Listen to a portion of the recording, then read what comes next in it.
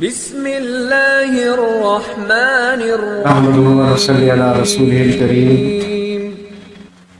أما بعد فأعوذ بالله من الشيطان الرجيم. بسم الله الرحمن الرحيم. إن الله وملائكته يصلون على النبي يا أيها الذين آمنوا صلوا عليه وسلموا تسليما. بارگاہ رسالت میں درود پاک پڑھیں. اللہم صل علی سیدنا و مولانا محمد معدن الجود والکرم وآلہ الکرام وابنہ الکریم وبارک وسلم. صلوا علیہ صلاۃ و سلام علیک یا رسول اللہ صلی اللہ تعالی علیہ وسلم. اللہ رب العزت قرآن مجید فرقان حمید میں ارشاد فرماتا ہے وَمَن يَتَّقِ اللَّهَ يَجْعَل لَّهُ مَخْرَجًا وَيَرْزُقْهُ مِنْ حَيْثُ لَا يَحْتَسِبُ وَمَن يَتَوَكَّلْ عَلَى اللَّهِ فَهُوَ حَسْبُهُ إِنَّ اللَّهَ بَالِغُ أَمْرِهِ قَدْ جَعَلَ اللَّهُ لِكُلِّ شَيْءٍ قَدْرًا. اپنے اصل موضوع کی طرف آنے سے پہلے ایک نسخہ آپ حضرات کو پیش کروں.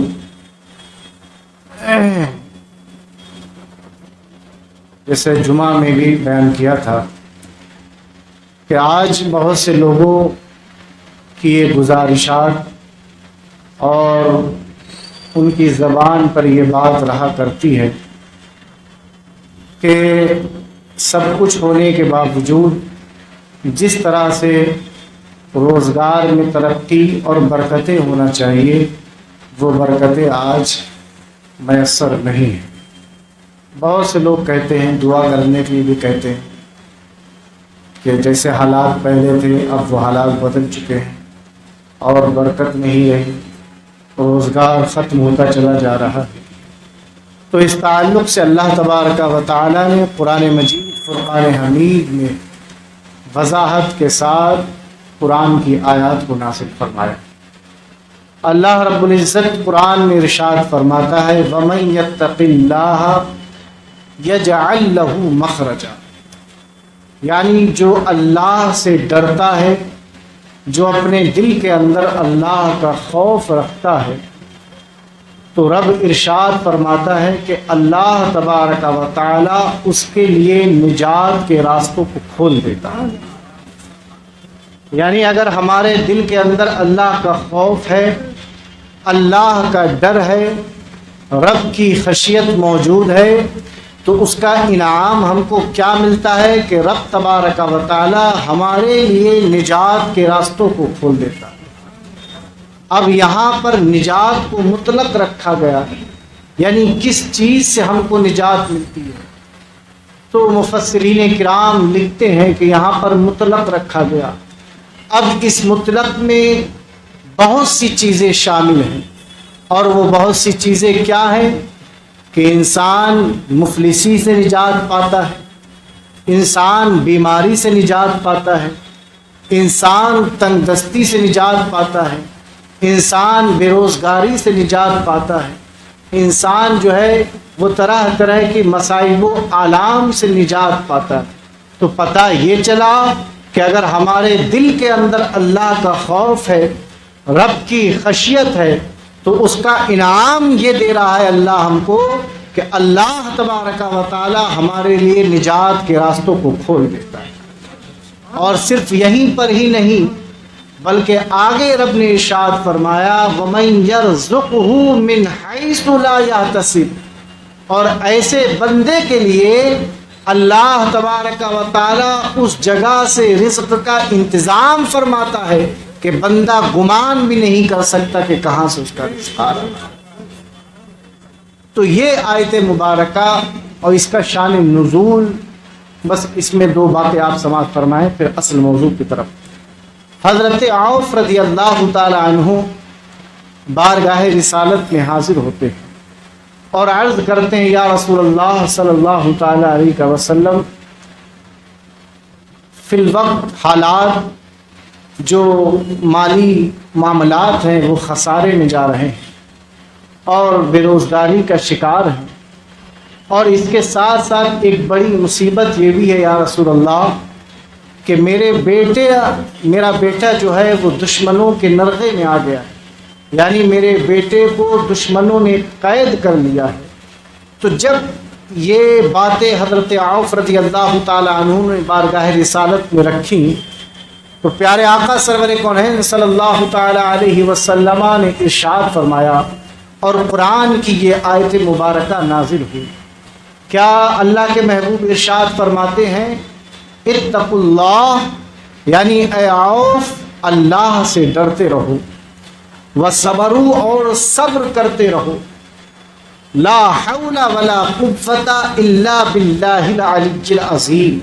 اور اس تسبیح کو پڑھتے رہو، انشاءاللہ تبارک و تعالی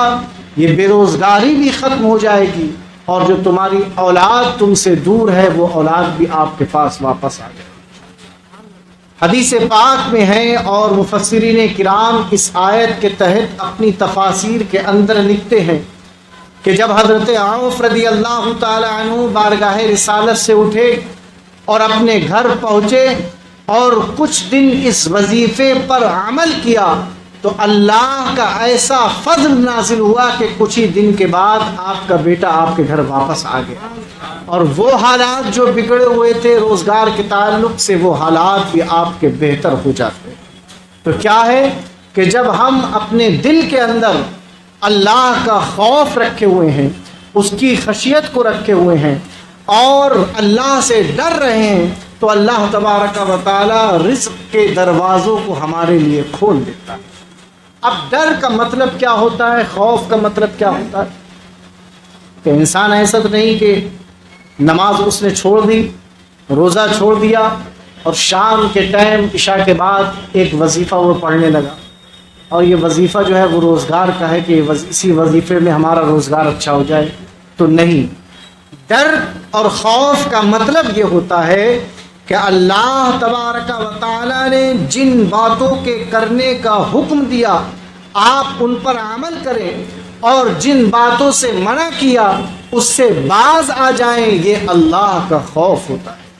لیکن آج جب ہم اپنے حالات پر غور و فکر کرتے ہیں اور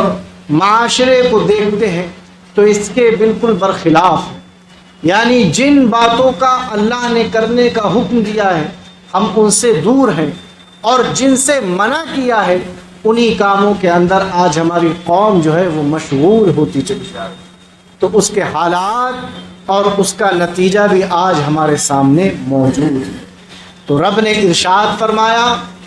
کہ رب تبارک و تعالی ایسی جگہ سے بندے کے رزق کا انتظام کرتا ہے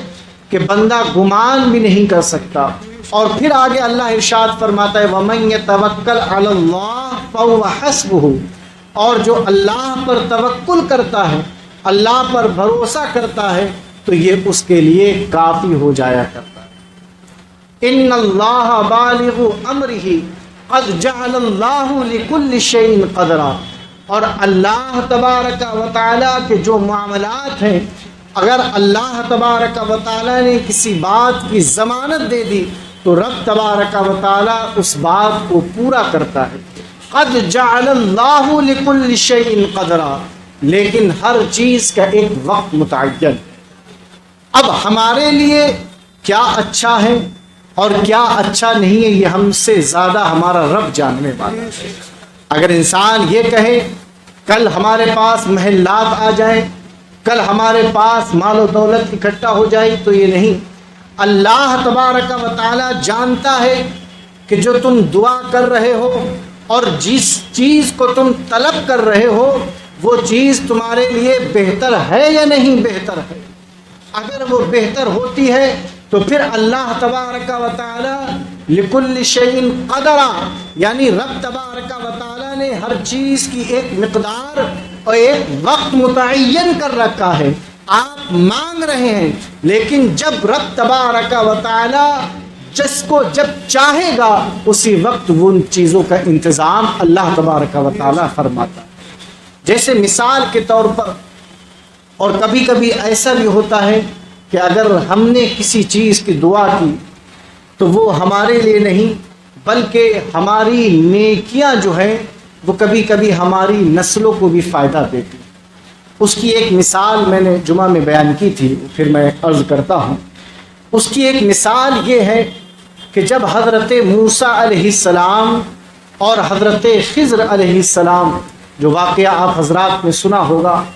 سورہ پارے کے اندر اس کو صراحت کے ساتھ اللہ تبارک و تعالیٰ نے ذکر کیا ہے کہ جب آپ ایک گاؤں میں پہنچے اور پہنچنے کے بعد جب ان گاؤں والوں نے ان دونوں کی خاطر اور تواضع نہ کی اور جب اس گاؤں سے یہ دونوں حضرات واپس ہونے لگے تو اس گاؤں سے واپسی کے وقت پہ ایک دیوار جو گرنے والی تھی، حضرت خضر علیہ السلام نے اس دیوار پر ہاتھ لگایا اور اس کو سیدھا کر دیا. حضرت موسیٰ علیہ السلام نے کہا کہ ان گاؤں والوں نے ہم سے کسی چیز کی پوچھ گچھ نہ کی اور ہم سے بری بری باتیں، غلط باتیں کی، تو آپ اس گاؤں والوں کی مدد کر رہے ہیں، ان کی دیوار کو سیدھا کر رہے ہیں. تو حضرت خضر علیہ السلام نے ارشاد فرمایا کہ اس دیوار کے نیچے ایک خزانہ موجود ہے اور اس خزانے کے جو وارثین ہیں، جو مالکین ہیں،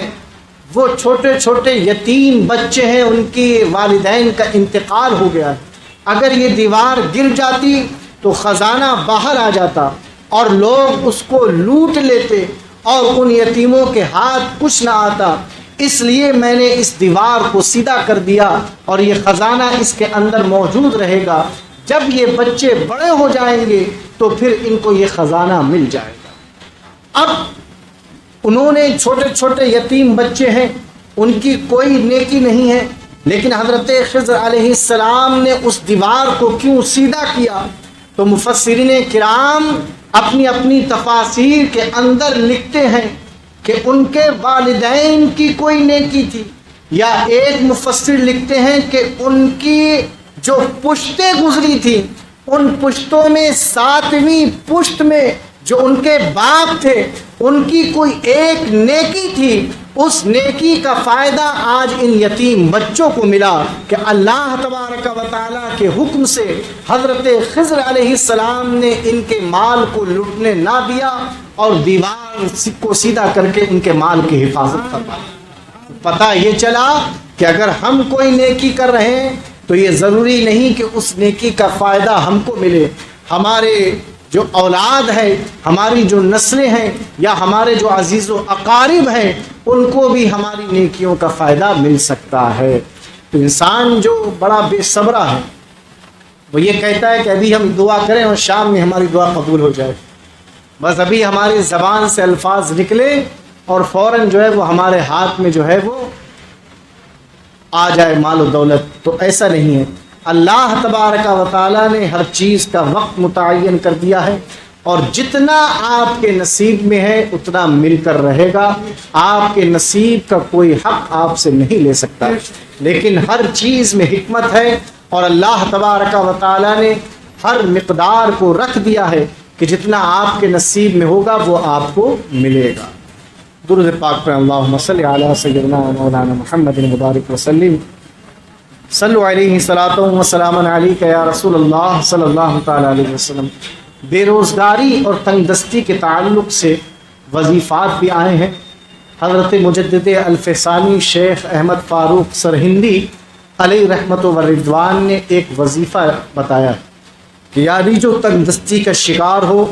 کاروباری طور پر پریشان ہو، تو اس کے لیے یہ وظیفہ ہے کہ روزانہ درود شریف یعنی 11 مرتبہ درود شریف پڑھے اور 500 مرتبہ لا حول ولا قوت الا باللہ العلی العظیم اس تسبیح کو پڑھے، آخر میں درود شریف پڑھے اور اللہ کی بارگاہ میں دعا کرے تو رب تبارک و تعالیٰ اس کی دعاؤں کو بھی قبول فرمائے گا اور اس کی تنگ دستی کو دور فرمائے گا. اب اللہ تبارک و تعالیٰ نے قرآن کے اندر ارشاد فرمایا، اور جو گزشتہ آیت تھی جو آپ حضرات نے سماعت فرمائی تھی اسی آیت کی کچھ باتیں باقی رہ گئی تھیں، وہ آپ حضرات سماعت فرمائیں. اللہ تبارک و تعالیٰ ارشاد فرماتا ہے ثم انتم هؤلاء تقتلون انفسکم وتخرجون فریقا منکم من دیارہم تظاہرون علیہم بالاثم والعدوان وَإِن يَأْتُوكُمْ أُسَارَىٰ تُفَادُوهُمْ وَهُوَ مُحَرَّمٌ عَلَيْكُمْ إِخْرَاجُهُمْ أَفَتُؤْمِنُونَ بِبَعْضِ الْكِتَابِ وَتَكْفُرُونَ بِبَعْضٍ فَمَا جَزَاءُ مَن يَفْعَلُ ذَلِكَ مِنكُمْ إِلَّا خِزْيٌ فِي الْحَيَاةِ الدُّنْيَا. یعنی جو میں بیان کر رہا تھا کہ یہود و نصارہ اللہ کی کچھ آیات پر تو ایمان لے کر آتے وَتَكْفُرُونَ بِبَعْضٍ اور کچھ کا انکار کر دیتے. فَمَا جَزَاءُ مَن يَفْعَلُ ذَلِكَ مِنكُمْ تو ان کے لیے جو ہوا یہ سب ان کی ہوئی حرکتوں کا بدلہ تھا. کیا إِلَّا خِزْيٌ فِي الْحَيَاةِ الدُّنْيَا یعنی دنیا کے اندر ان کے لیے رسوائی ہو گئی. وَيَوْمَ الْقِيَامَةِ يُرَدُّونَ إِلَىٰ أَشَدِّ الْعَذَابِ اور قیامت میں سخت تر عذاب کی طرف ان کو پھیر دیا جائے گا. وَمَا اللَّهُ بِغَافِلٍ عَمَّا تَعْمَلُونَ اور اللہ تبارک و تعالی تمہارے کیے ہوئے ہر عمل کو بہتر طور پر جاننے والا ہے. یعنی اللہ پر کوئی چیز پوشیدہ نہیں ہے. جو میں نے بیان کیا تھا کہ مدینہ شریف کی بستی کے باہر دو قبیلے آباد تھے، بنو قریظہ اور بنو نذیر، اور مدینہ شریف کے اندر مشرکین کے دو قبیلے تھے، اوس اور خزرج. یعنی ان دو قبیلوں کا نام تھا اوس اور خزرج. اور جو مدینہ شریف کی بستی کے باہر مدینۃ المنورہ سے لگے ہوئے قبیلے تھے ان کا نام تھا بنو قریظہ اور بنو نذیر. تو ان قبیلے کے حالات یہ تھے کہ یہ بنو قریظہ اوس کے ساتھ اور بنو نذیر خزرج کے ساتھ ان دونوں کا آپس میں اتحاد تھا، اور ان کی آپس میں صدیوں سے یعنی تقریباً 100 سال یا اس سے زیادہ سے لڑائی چلتی چلی آ رہی. یعنی یہ آپس میں ہی لڑتے تھے، قتل و قتال کرتے تھے، خون بہایا کرتے تھے. اور پھر کیا ہوتا تھا کہ جب ان میں سے ایک دوسرے قیدی بن کر جب ایک طرف کے لوگ دوسری طرف چلے جایا کرتے تھے تو پھر یہ پیسے دے کر ان قیدیوں کو چھڑایا بھی کرتے تھے. یعنی جو اللہ تبارک و تعالیٰ نے ذکر فرمایا ہؤلاء تقتلون انفسکم یعنی آپس میں ایک دوسرے کو قتل کرتے تھے. وتخرجون فریقا منکم من دیارہم اور ایک فریق دوسرے فریق کو اپنے دیار سے یعنی اپنے شہر سے باہر نکال دیا کرتا تھا. وَإِن يَأْتُوكُمْ أُسَارَىٰ اور کچھ لوگوں کو یہ قیدی بنا کر لایا کرتے تھے. أَفَتُؤْمِنُونَ بِبَعْضِ الْكِتَابِ وَتَكْفُرُونَ بِبَعْضٍ اور یہ اللہ کی کچھ باتوں پر ایمان لاتے تھے اور کچھ باتوں کا انکار کرتے تھے. یعنی اس سے قبل جن آیات میں اللہ تبارک و تعالیٰ نے ذکر فرمایا کہ آپس میں ایک دوسرے کا قتل نہ کرو، محبت کے ساتھ پیش آؤ، جب بھی کسی سے بات کرو تو حسن معاملہ ہونا چاہیے یعنی حسن سلوک کا معاملہ کرو، اور ایک دوسرے کو اپنے دیار یعنی اپنے شہر سے باہر نہ نکالو. لیکن انہوں نے کیا کیا کہ بنو قریظہ، بنو نذیر، اوس اور خزرج یہ چاروں قبیلے ایک دوسرے سے مل کر کے آپس میں ایک دوسرے سے لڑا کرتے تھے. لیکن جب پیارے آقا سرور کونین صلی اللہ تعالی علیہ وسلم مکۃ المکرمہ سے اللہ کے نبی نے ہجرت کی اور مدینہ منورہ کو اپنا مسکن بنایا، اور جب پیارے آقا سرور کونین صلی اللہ تعالی علیہ وسلم نے اسلام کی دعوت کو ان لوگوں کے سامنے پیش کیا تو الحمدللہ اس کا نتیجہ یہ نکلا کہ بنو قریظہ اور بنو نذیر جو کہ یہودیوں کے قبیلے ہوا کرتے تھے، جب انہوں نے اسلام کی دعوت کو قبول نہ کیا تو پھر اللہ کے نبی سرور کونین صلی اللہ تعالی علیہ وسلم نے ان سے جنگ فرمائی اور بنو قریظہ کو نیست و نابود کر ڈالا گیا یعنی ان کو ختم کر دیا گیا، اور بنو نذیر کو مدینہ شریف سے باہر اور بڑی دور پر ان کو آباد کیا گیا. اور اوس اور خزرج جو دو قبیلے تھے جو ان دونوں کی طرف سے لڑا کرتے تھے جب اللہ کے نبی نے ان پر مذہب اسلام کے پیغام کو پہنچایا، اسلام کی دعوت ان کو دی، تو یہ اوس اور خزرج، یہ دونوں قبیلے اللہ کے نبی سرور کونین صلی اللہ تعالیٰ علیہ وسلم کے ہاتھ پر ایمان لے آئے اور مسلمان بن گئے۔ آج جو نصارہ موجود ہیں، یعنی نصارہ انصاری، جو انصاری موجود ہیں، اور جب اللہ کے نبی سرور کونین صلی اللہ تعالیٰ علیہ وسلم کے ساتھ میں صحابہ کرام، وہ صحابہ جو مکہ سے ہجرت کر کے مدینہ پہنچے، جو مہاجرین کہلائے، ان کے ساتھ انصاری جو مدینہ شریف کے رہنے والے تھے، ان لوگوں نے ایسا معاملہ کیا، ایسے حسن سلوک کے ساتھ پیش آئے کہ اپنے کاروبار میں ان کو شریک کیا، اپنی جائیداد میں ان کو شریک کیا، اور ہر طریقے کے معاملات کو ان کے سامنے پیش کیا۔ یعنی مہاجرین اور انصاری اس طرح سے رہا کرتے تھے کہ جس طریقے سے دو بھائی آپس میں رہا کرتے ہیں۔ تو وہ اوس اور خزرج، یہ دونوں قبیلے جو کفار و مشرکین کے تھے، اللہ کے نبی سرور کونین صلی اللہ تعالیٰ علیہ وسلم کی دعوت سے ایمان لے کر آ گئے، مدینہ شریف کے اندر آباد ہو گئے، اور یہی انصار صحابہ کہلائے۔ تو اسی میں اللہ تبارک و تعالیٰ نے ارشاد فرمایا، وَيَوْمَ الْقِيَامَةِ يُرَدُّونَ إِلَىٰ شَدِّ الْعَذَابِ، یعنی یہ آپس میں لڑے تھے، اور وہ یہود و نصارہ جو ایمان لے کر نہیں آئے، تو ان کی دنیاوی زندگی میں بھی ان کے لیے رسوائی ہے، اور آخرت میں اللہ کے عذاب کی طرف ان کو پھر کر جانا ہے۔ وَمَا اللَّهُ بِغَافِلٍ عَمَّا تَعْمَلُونَ، اور اللہ تبارک و تعالیٰ ان کی کرتوتوں کو خوب جاننے والا ہے۔ اب اس آیت مبارکہ سے جو ہم کو فائدہ ملا، وہ فائدہ کیا ہے؟ مفسرین بیان کرتے ہیں کہ ظلم اور حرام پر مدد دینا بھی حرام ہے۔ اگر کوئی شخص کسی پر ظلم کر رہا ہے اور آپ اس کے ساتھ اس کے ظلم میں شریک ہیں، تو پھر آپ بھی ظالمین کی فہرست میں شمار کیے جائیں گے۔ پھر اسی طریقے سے حرام قطعی کو حلال جاننا کفر ہے۔ بنی اسرائیل نے قتل و غارت کو حلال جانا، انہیں کافر کہا گیا۔ یعنی جس چیز کا ذکر قرآن کے اندر آ جائے کہ اللہ نے ارشاد فرما دیا شراب حرام ہے، جوا حرام ہے، زنا حرام ہے، سود اور بیاج حرام ہے، قتل و غارت گری حرام ہے، اب اگر کوئی شخص اس حرام چیزوں کو حلال جان رہا ہے، شراب کو حرام نہیں حلال جان کر پی رہا ہے، یا جوئے کو حرام نہیں بلکہ حلال جان کر پی رہا ہے، یا زناکاری کو حرام نہیں وہ حلال سمجھ رہا ہے، تو در حقیقت وہ قرآن کی آیت کو جھٹلا رہا ہے۔ اور جب قرآن کی آیت کو جھٹلا رہا ہے تو قرآن کی ایک ایک آیت، ایک ایک لفظ پر ایمان لانا ضروری ہے۔ اب قرآن کی آیت کا آپ نے انکار کر دیا، اس انکار کرنے کی وجہ سے بندہ جو ہے وہ اسلام سے خارج ہو جاتا ہے اور کافر ہو جاتا ہے۔ تو یہ فائدہ ہم کو ملا کہ جو اللہ تبارک و تعالیٰ نے جن چیزوں کو حلال کیا ہے،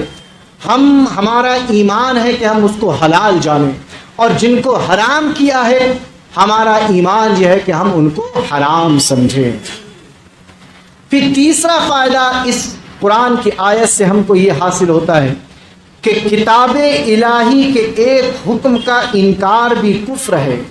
جیسے کہ ساری کتاب کا انکار، اسی طرح ایک پیغمبر کا انکار بھی کفر ہے جیسے سب کا انکار ہے۔ اللہ کے جتنے نبی اور رسول آئے ہیں، ہر پیغمبر پر، ہر رسول پر اور ہر نبی کے اوپر ایمان لانا ضروری ہے۔ اگر کسی ایک نبی کا بھی بندہ انکار کر دے تو یہ انکار جو ہے وہ اس کو کفر تک لے کر جاتا ہے۔ چوتھا فائدہ یہ ہے کہ کفر کے ہوتے نیک کام بیکار ہے، کہ یہود کا قیدیوں کو چھوڑنا بیکار ہوا۔ مطلب یہ ہے کہ آپ کفر بھی کریں، معاذ اللہ رب العالمین کفر میں اپنی زندگی گزاریں، اور نیک کام بھی کریں، اور یہ نیت رکھیں کہ اس نیک کام کا ہم کو فائدہ ملے گا، تو وہ نیک کام کرنا بیکار ہے۔ مورخین لکھتے ہیں کہ جو کفار و مشرکین اس دنیا کے اندر نیک کام کرتے ہیں تو ان کو اس نیکی کا بدلہ اسی دنیا کے اندر مل جاتا ہے، آخرت کے اندر ان کا کوئی حصہ نہیں۔ بندہ مومن کی شان یہ ہے کہ اگر ہم کوئی نیک کام کرتے ہیں تو دنیا میں بدلہ ملے نہ ملے، اللہ تبارک و تعالی آخرت میں اس کا صلہ ہم کو ضرور عطا فرماتا ہے۔ پانچواں فائدہ اس آیت سے ہم کو یہ ملتا ہے کہ کسی کی طرفداری میں دین کی مخالفت کرنے سے علاوہ اخروی عذاب کے کبھی دنیا میں بھی رسوائی آ جاتی ہے کہ معاذ اللہ رب العالمین کسی کی طرفداری میں لگے ہوئے ہیں، کسی کی باتوں میں ہاں ملا رہے ہیں، اور اگر اس کی باتیں قرآن اور حدیث کی مخالفت کر رہی ہیں یا اس کی طرفداری ایسی ہے کہ جس طرفداری میں جو ہے وہ قرآن اور حدیث کی مخالفت ہو رہی ہے، تو آخرت میں تو ایسے بندے کے لیے عذاب ہے ہی، لیکن اللہ تبارک و تعالیٰ اس دنیا کے اندر بھی ایسے بندے کو رسوا فرما دیتا ہے۔ چھٹا فائدہ یہ ملا کہ جو دوسروں کی وجہ سے اپنی قوم کو ذلیل کرے گا وہ خود ذلیل ہو جائے گا کہ جوڑنے کے رشتوں کو جوڑو اور توڑنے کے رشتوں کو توڑو۔ یعنی آج یہ بڑے حالات بنتے چلے جا رہے ہیں کہ انسان اور آج ہماری قوم جو ہے وہ غیروں کی نگاہ میں اچھا بننے کے لیے اپنے مسلمانوں کو نقصان پہنچا۔ بڑی اس کی مثالیں جب آپ نگاہ اٹھا کے دیکھیں گے تو سامنے موجود ہیں کہ ہم دوسروں کی نگاہ میں اچھے بن جائیں، چاہے ہماری قوم جو ہے وہ ہمارے کردار سے اس کو نقصان پہنچتا ہو یا وہ ہم سے پریشان ہوتی ہو، لیکن کیا ہے کہ دوسروں کی نگاہ میں ہم اچھی بن جائیں۔ تو مفسرین کرام لکھتے ہیں کہ ایسا بندہ جو ہے وہ دنیا کے اندر بھی جو ہے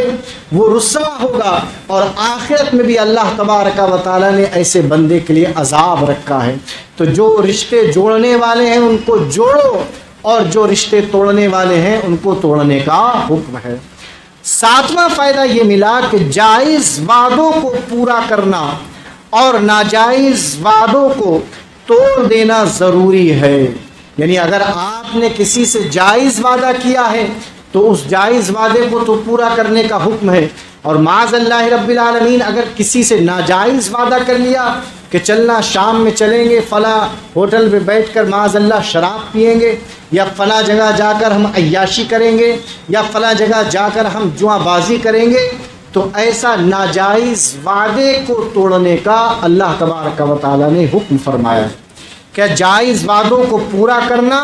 اور ناجائز وعدوں کو توڑ دینا ضروری ہے۔ بنی اسرائیل نے اوس و خزرج سے ناجائز وعدے کیے اور پھر ان پر قائم رہے، اس پر رسوائی اور عذاب کے مستحق ہوئے۔ تو پتہ یہ چلا کہ جو چیزیں اللہ تبارک و تعالیٰ نے ہمارے لیے رکھی ہیں اور جن چیزوں کو حلال بنایا ہے ہم اس کو حلال جانیں، اور جو چیزیں ہمارے لیے حرام ہیں ہم ان کو حرام سمجھیں، اور اگر معاذ اللہ رب العالمین کوئی شخص اس کے برخلاف کرتا ہے تو یہ اللہ اور اس کے رسول کی نافرمانی کرنا ہے، اور اس کے لیے دنیا میں رسوائی اور آخرت میں اللہ تبارک و تعالیٰ نے عذاب رکھا۔